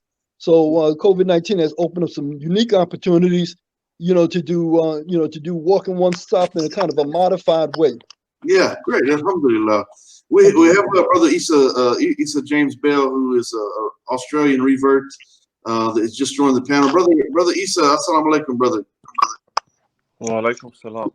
Do you have you been listening to the entire show with Brother Abu Bakr? No, I just woke up and I'm just having a listen today. So. Okay. Yeah. Okay, so he's the author of the book 2064, and very, very insightful book, to say the least. And I'd very much like to have that book, but unfortunately, the brother said that it's out of print. So is there any way for anyone to, if they're interested, to have the book? How do they go about purchasing it? This is actually the second edition. So the first edition was America 2064, and that one's actually out of print. But this one right here, you can actually get it on Amazon. Right. And yes, sir. So this one still is. It's still and of course, the mosque on that cover is the mosque in Shah Alam in Malaysia, which is District Yes. the Sultan Salahuddin Mosque in Malaysia. Yeah, it's a very big mosque. Abu Bakr? Yes, ma'am. Do you have the link? Do you still have the link for the? Because we have the American link. Do you have the link for the book from Malaysia? Yeah, it's on East Central. Okay. The ebook is available on East Central in Malaysia, Indonesia, that whole region of the Okay, world. can you send me the link, because the brother in Malaysia wants to pick up a book. If we try to use the link in the one we have, the US link, because on Amazon is not going to work. Yeah. Okay, inshallah. When I'm I'll not check sure in the if chat. you've been to this part of the world, Brother Abu Bakr, but there is a large audience here who are actually very much interested in the concept of Khilafah. I myself have disagreements with that idea. If it comes from parties like Hizb ut-Tahrir, but there is actually a very great interest amongst Malaysians, Filipinos, I think also, and quite a large interest group in Indonesia as well. So if you've never been here, inshallah, after the pandemic, perhaps you can do like a book tour or something. Yeah, we actually were planning to come to Malaysia for the Malaysian Halal International Halal Showcase in Kuala Lumpur, and we were Musa and his spouse were setting up a number of spots on the tour, but with the COVID-19, of course that all changed. But inshallah, that is an intention, and the establishment of the caliphate is a part of Allah's Sharia. I mean, when you look at the Quran, that Allah says if you do not have a caliphate of the Ummah, you're going to have war and you're going to have fitnas. So bind together as one. I'm paraphrasing in my own humble English translation. But it's obligatory. It's forward on us to establish the caliphate, and you can see what's happening to Muslims. I don't care if you go to India or you go to Palestine or you go anywhere. Muslims are being tortured. They're being raped. They're being sodomized all over the world, and it's because we don't have a caliphate. And it's true. We may not get a caliphate. Well, we'll definitely won't have a caliphate like Abu Bakr or Umar or Uthman Ali or Omar Abdul Aziz or any of the great predecessors. But we still have amazing leadership in the Ummah. And one of the things we did until we got banned from Twitter is we did polls of who do you think would be should be the caliph, and it was really, really interesting. And we did polls amongst the world leaders in the so-called Muslim countries, and we did some of the fuqaha and some of the social media stars like Mufti Mink, who actually we had the pleasure of spending almost every day with in last time we were in Malaysia, Yusuf and I. So it's something that we don't really have a choice. It's not even it's not an option, to establish the caliphate and the Sharia. Because if you say, well, we don't want the Sharia, then you're saying what the way of life that Allah has dictated for humanity is not the best way of life. So Abu Bakr, like they told me, like this didn't cause nothing but trouble. If you left the Sharia, you're already in trouble. Let me give you the background behind that. Musa had given a copy of 2064 to the Imam, and I don't want to put the masjid on blast, because maybe somebody's listening. But one of the backup Imam. Yeah, the backup Imam in one of the masajids in his hometown, and he says, "Establish the Sharia. We don't want the Sharia." And say, "What are you trying to bring us trouble?" And then Musa, you tell him what was your response?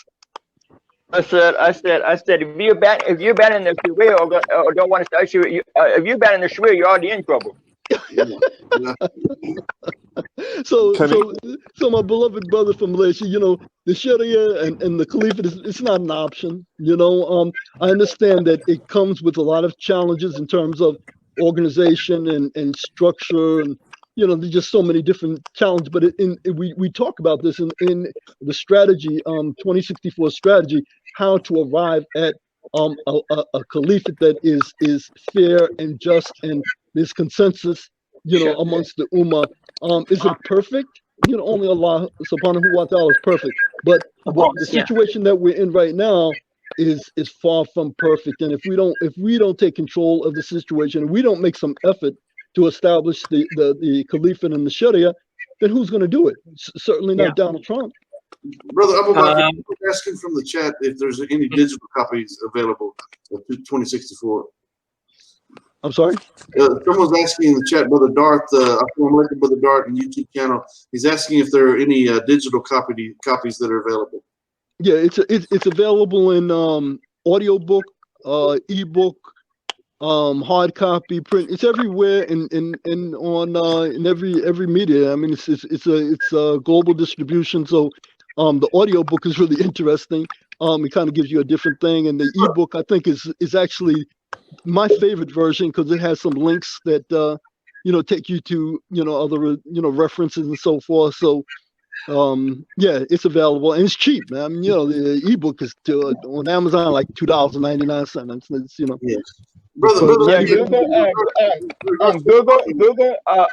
Google Abu Bakr 2064 and all the links will show up, inshallah.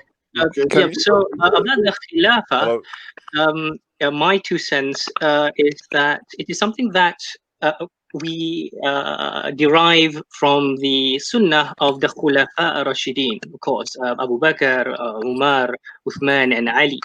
However, it is not something that is derived directly from prophetic exhortation. The Prophet Muhammad before he passed away, he did not give specific instruction as to how the Muslims ought to govern. But the Jumhur of the Muslims, what became Sunni Islam, concluded that the best way was shura, right, to select a group of people from the community who were qualified in making decisions for the rest of the community to come together and choose a leader, a Khalifa. Because a splinter group was created from that, what became the Shia, etc., and caused the conflict ensued. It's sunnah from the khulafa, but it is not something that was directly instructed by the Prophet Muhammad sallallahu alaihi wasallam. And it is interesting that according to the hadith, the Mahdi will not become a Khalifa. Rather, he will actually be a monarch. He will be like a king. And so will Isa al-Masih alayhi salam. Neither of them will be chosen by shura. And it is also interesting to note that the greatest of the Muslim leaders after the Khulafa, perhaps arguably, would be Salahuddin al-Ayyubi, who was also not a Khalifa, he was a Sultan. And of course, he passed his sultanate to his children, but of course, unfortunately, it crumbled after that because the children were fighting amongst themselves. And perhaps also there we can take wisdom from the concept of Khilafah as perhaps better than sultanate, although again the problem would be, would we delegitimize Salahuddin al-Ayyubi, who drove away the Crusaders, because he was a sultan. He became the leader of the Muslims, Amirul Mu'minin, as a sultan, not a khalifa. Okay, alhamdulillah. Okay, so we have Brother Mustafa, assalamu alaikum, brother, and we also have another brother in the lower left corner. I'm not sure his name, but he's a actual personal friend of Brother Isa James Bell. And so assalamu alaikum to you two brothers who just joined the panel. Wa alaikum salam, Brother Kenny, and all the brothers in the room. Assalamu alaikum, brother. So do you brothers have any questions for Abu Bakr? Subhanallah, I just joined the show, but this is, are we still relating to the Riva program that we, Brother Kenny, is it? We're interviewing Brother Abu Bakr today. He's the author of the book 2064. And so we were just kind of going over his life story and listening to his journey. And my advice will be, my question would be, like I asked yesterday to Brother Isa, is that what advice do you have for people who are watching you now who are not Muslims and they are interested in Islam, but there's so much going on around them, so many bad information, wrong information being sent to them? What is your advice to them, brother, as you've been there and you've seen a lot of people, you've went around, you've written your book? What is your advice to those people who are seeking the knowledge, who are seeking the truth, and they are confused? Well, alhamdulillah, jazakallah khairan. I've heard from some of the readers of the 2064 book that it helped them to clarify a lot of the issues. You have to be so careful with what you you search on Google or the other search engines, because many of the Islamic or so-called Islamic sites are maintained by the Islamophobia network. So you're going to get things that are False totally information. contrary to Yeah. Islam. I would say. Oh, we lost the brother there. Got disconnected there. Yeah. Okay, I think he'll come back. Yeah. So let's bring Brother Kareem in momentarily. If Brother Kareem's been listening. Assalamu alaikum, Brother Kareem. Have you been? I've seen you coming in and out periodically. So we'll let Brother Abu Bakr try to get back in. But yeah, so we've been we've been interviewing Brother Abu Bakr Rawlins, and he is the author of the book 2064. You can find the book on Amazon, and he's very very interesting life story to say the least. No question about that. So it's been a pleasure having him on, and so we plan to interview Brother Yusuf Muslet sometime soon. We'll have to organize that with him and listen to his story. He's a close friend with Brother Abu Bakr, and so they've got some very interesting stories to tell. Brother Yusuf went through a very serious ordeal due to Islamophobia in the world. I don't want to reveal too much of that right now. I'm going to let him tell that in his own words when he comes on as a special guest. Kenny, we've spoken quite a bit about the Sharia. I think perhaps for the benefit of for our benefit and for the benefit of the listeners, those who are tuning in, and people like Mindy, perhaps we could delve a little bit more into that, because we've talked about it a bit, but we haven't actually clarified what we mean by Sharia. Perhaps Kareem can step in and sure tell us a little bit about the Sharia, so that people don't. We've spoken about the fear that people have the Sharia and things like that. So perhaps we can shed some light on it. Can you hear me? Inshallah. Yes, we can hear you, brother. Assalamu alaikum. Walaikum assalam wa rahmatullah. Bismillah, alhamdulillah, salatu wassalamu ala rasulillah. I didn't catch, unfortunately, a lot of, I was listening here and there, but I sometimes like to listen to all of what's going on before I comment.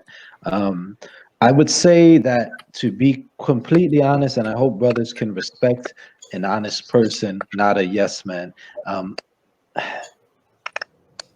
because the word like Sharia and jihad have been turned in the minds of people into terms that are terrifying and just, it's unexplainable how these words have been turned against Muslims.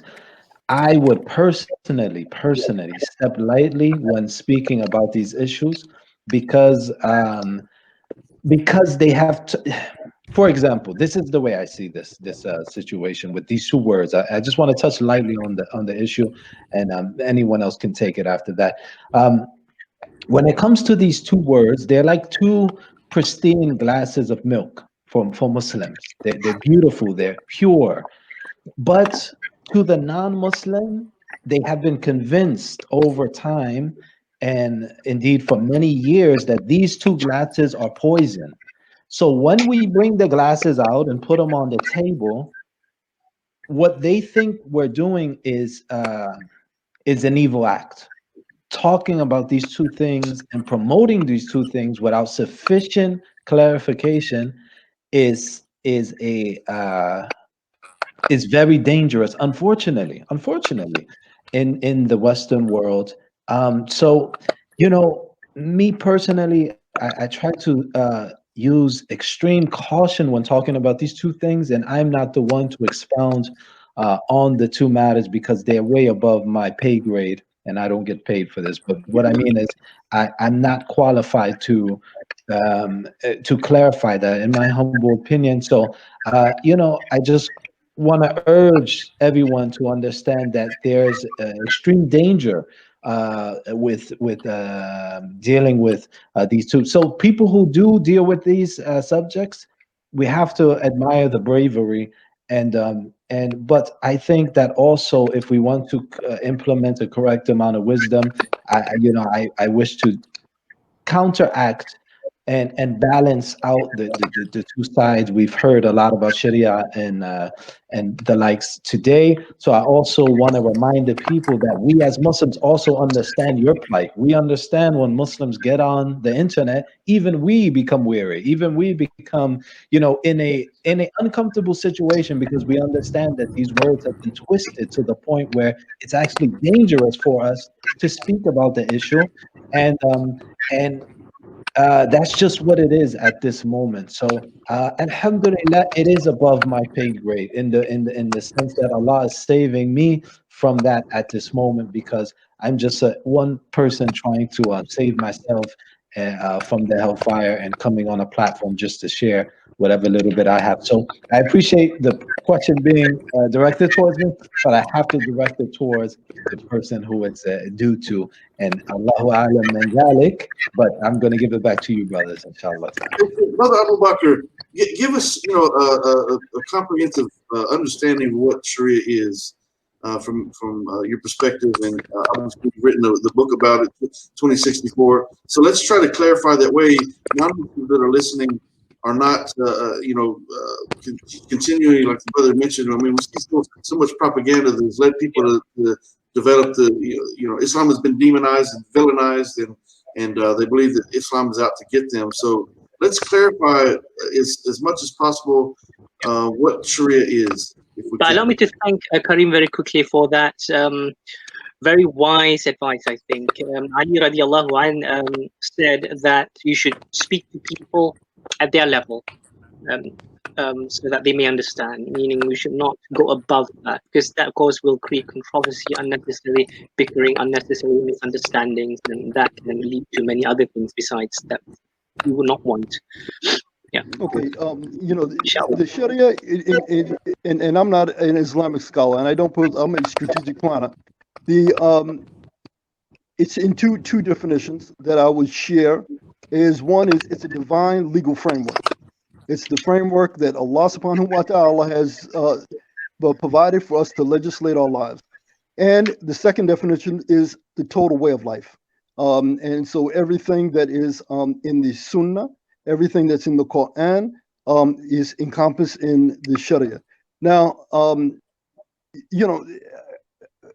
don't know what to really say, Brother Kareem. We have to fear Allah. And, the hikmah, yes, but you know what? These folks out here, they don't care about you. I don't care how much money you got in the bank, how many acronyms you have before, after your name. You will never accept you as their equal. So why do we try and appease them? We call Isa ibn Maryam Jesus. That's not right. We call him out of his name. We call Allah subhanahu wa ta'ala God. That's not right. Everybody knows who Allah is. We say Allah, they know who Allah is. We shouldn't be saying God. We shouldn't be saying Jesus.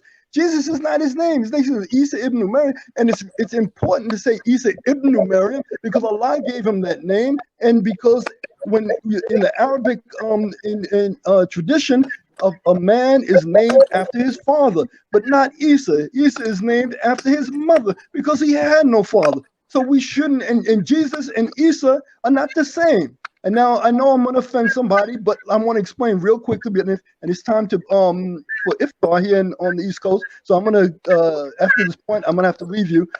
But Jesus is who? He's the Son of God, right? Jesus is one of three, right? Jesus is God Himself, right? That's not Isa ibn Maryam, because Isa ibn Maryam, he's going to say, no, I never told him to worship me. How can I tell him to worship me when you are my Lord? You are my Rabb. You're the provider. You're the sustainer. I have to succumb to the mercy of you. So I think that we have to stop being afraid and try and appease people and educate people. If they are afraid by jihad and Sharia, then explain to them what jihad and Sharia is. In a way that they can understand. But we can't run and hide and try and play, and appease people. It ain't never gonna work. You're gonna have to be straight, and you're gonna have to be upfront. You have to be wise. I agree with you wholeheartedly. You do have to be wise. But know that you as long as you're on the haq, you have Allah as your backup. And brothers, I love you all. May Allah bless you. May you all be able to see the end of this Ramadan and many more Ramadan. It's we're on the East Coast, so I think and we got about 2 or 3 minutes before iftar. So Brother Kenny Boomer, Jazakallah khair. And for those that I offended, I'm sorry. It wasn't my intent to offend anybody. But the hawk is the hawk. And not is not. So, Assalamu alaikum wa Let me rahmatullahi say wa one thing before barakatuh. I go break fast also, inshallah. Wa alaikum assalam wa Walaikum assalam wa rahmatullahi wa barakatuh.